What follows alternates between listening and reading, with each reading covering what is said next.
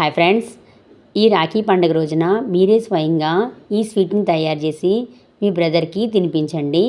దీనికోసం ఒక కప్పు పాలు, కప్పు పుట్నాల పప్పుని తీసుకోండి.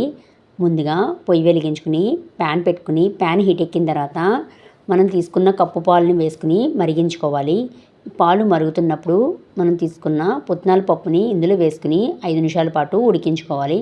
ఇది ఉడికిన తర్వాత ఒక మిక్సీ జార్ తీసుకుని మనం ఉడికించుకున్న పాలు, పుట్నాల పప్పుని ఇందులో వేసేసుకుని కప్పున్నర బెల్లాన్ని వేసేసుకుని, స్వీట్ ఎక్కువ తినే వాళ్ళైతే 2 స్పూన్ల బెల్లాన్ని వేసుకోవచ్చు. ఫ్లేవర్ కోసం 2 యాలకుల్ని ఇందులో వేసేసుకుని దీన్ని మెత్తడి పేస్ట్ లాగా చేసుకుని పక్కన పెట్టేసుకోండి. తర్వాత పొయ్యి వెలిగించుకుని ప్యాన్ పెట్టుకుని మనం మిక్సీలో వేసుకున్న పుట్నాల పేస్ట్ని ఇందులో వేసేసుకుని చిన్న మంట మీదే ఉడికించుకోవాలి. దీంట్లో 1 స్పూను నెయ్యి వేసుకుని ఇది కరిగే వరకు కరిగించుకోవాలి. తర్వాత ఇంకో 2 స్పూన్ల నెయ్యి వేసుకుని ఇంకో 2 నిమిషాలు ఉడికించుకోవాలి. మొత్తం నెయ్యి ఒకేసారి వేసుకోకూడదు, కొంచెం కొంచెం వేసుకుంటూ కలుపుకుంటూ ఉండాలి. అప్పుడే ఈ స్వీటు చాలా స్మూత్గా టేస్టీగా ఉంటుంది. తర్వాత నేను అమూల్య పాల పౌడర్ని తీసుకుంటున్నాను. మీ దగ్గర ఏది అవైలబుల్గా ఉంటే ఆ పాల పౌడర్ని 1/2 స్పూన్ వేసుకుని బాగా కలిపేసేసుకోవాలి.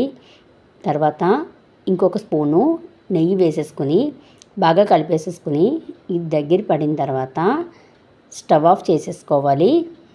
దీన్ని చిన్న ముద్ద తీసుకుని ఉండలాగా చేసుకుంటే ఉండ అయితే మనకి ఈ స్వీటు తయారైనట్టు తెలుస్తుంది.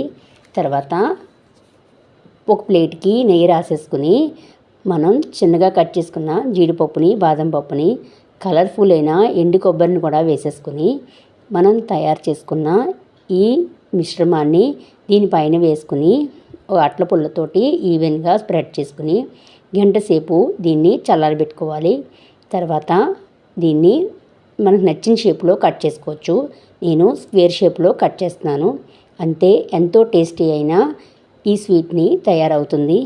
మీరు ఈ స్వీట్ని ఈ రాఖీ పండుగ రోజున తయారు చేసుకుని మీ బ్రదర్కి తినిపించండి.